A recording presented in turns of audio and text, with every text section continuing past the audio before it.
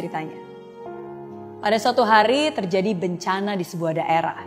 Karena hujan turun deras berkepanjangan, permukaan sungai pun semakin lama semakin naik dan akhirnya terjadilah banjir besar.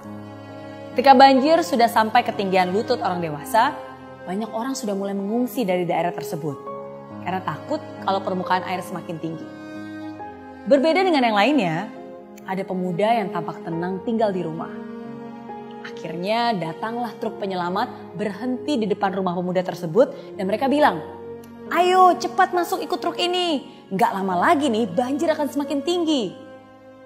Tapi pemuda itu menjawab, "Ya apa-apa, tenang aja. Kamu terus aja menolong orang lain. Saya pasti akan diselamatkan oleh Tuhan. Saya ini kan sangat rajin berdoa." Dan setelah beberapa kali membujuk akhirnya tidak bisa, akhirnya truk tersebut pun melanjutkan perjalanannya untuk menolong orang lain. Permukaan air makin lama semakin tinggi sampai mencapai 1,5 meter. Pemuda tersebut masih di rumah duduk di atas lemari. Lalu datanglah regu penolong dengan membawa perahu karet dan berhenti di depan rumah pemuda tersebut. "Ayo cepat ke sini, naik perahu karet ini karena keadaan semakin tidak terkendali nih. Kemungkinan air akan lebih meninggi lagi. Ayo cepat sebelum terlambat." Lagi-lagi pemuda itu berkata, "Gak usah deh, makasih. Tapi kamu gak usah nolong saya. Saya kan orang yang beriman, saya sudah berdoa kok. Saya yakin Tuhan akan menyelamatkan saya dari keadaan ini." Perahu dan regu penolong pun pergi tanpa membawa pemuda tersebut. Dan sesuai prediksi, banjir semakin besar dan kali ini sudah banyak rumah yang tenggelam. Air sudah menutupi atap. Dan pemuda itu rupanya masih aja duduk di atas atap sambil terus berdoa. Lalu datanglah sebuah helikopter dan regu penolong. Regu penolong melihat pemuda tersebut, langsung melempar tangga tali dari helikopter dari atas dan terdengar suara dari megafon. "Pak, cepet, ayo, pegang tali itu, naik ke sini sebelum terlambat." Tapi lagi-lagi pemuda itu menjawab dengan berteriak, "Gak usah khawatir, saya ini orang beriman, rajin berdoa. Tuhan pasti akan menyelamatkan saya." Begitu katanya. Dan ketinggian banjir semakin lama semakin naik dan akhirnya seluruh rumah di daerah tersebut terendam seluruhnya. Kamu mungkin bertanya, gimana ya nasib pemuda tersebut? Pemuda tersebut akhirnya mati tenggelam. Dan di alam kematian dia pun dihadapkan pada Tuhan. Nah pemuda ini langsung protes. "Tuhan, aku sudah berdoa kepadamu, selalu ingat kepadamu. Tapi kenapa aku tidak Engkau selamatkan dari banjir itu?" Tuhan pun menjawab dengan singkat, "Aku selalu mendengar doa-doamu. Untuk itulah aku mengirimkan truk, perahu karet, dan terakhir helikopter.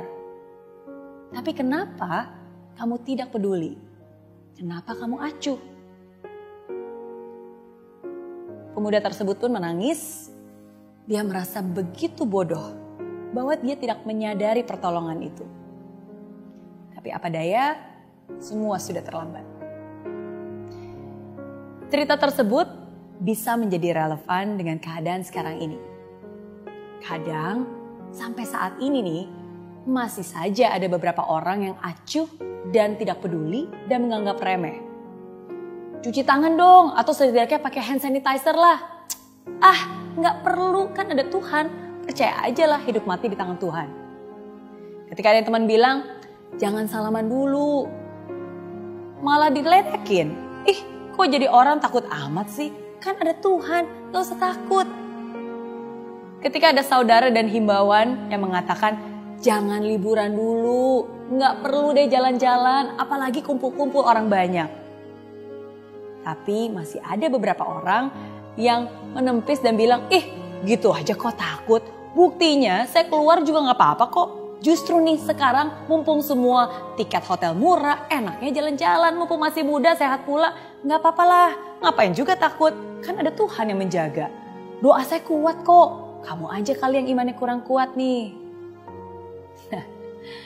Dan akhirnya begitu dia kena virus corona, baru dia protes. "Tuhan, kenapa Engkau tidak melindungi aku? Kenapa Engkau tidak menjawab doaku?" Siapa bilang Tuhan tidak menjawab? Mungkin Tuhan sudah memberikan pertolongan lewat teman-teman yang mengingatkan, lewat informasi, lewat pengetahuan yang dibagikan.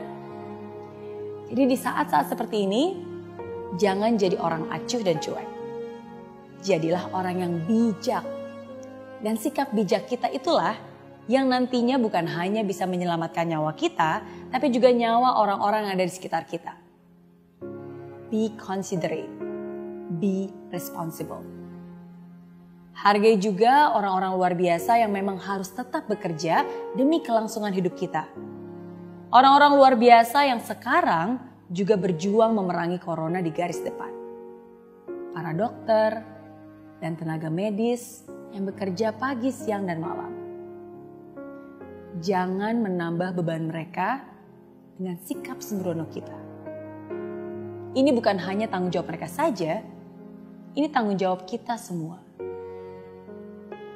Let's hope for the best, but let's prepare for the worst.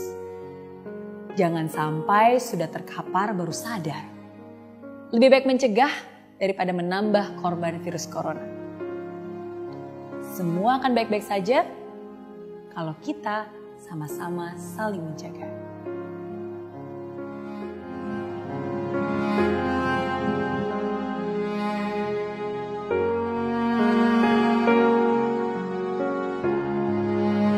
Di aplikasi Mary Riana tersedia lengkap video-video YouTube terbaru saya, artikel yang up to date, post inspirasi, koleksi merchandise, workshop dan seminar yang bisa kamu dapatkan free dan download sekarang juga gratis.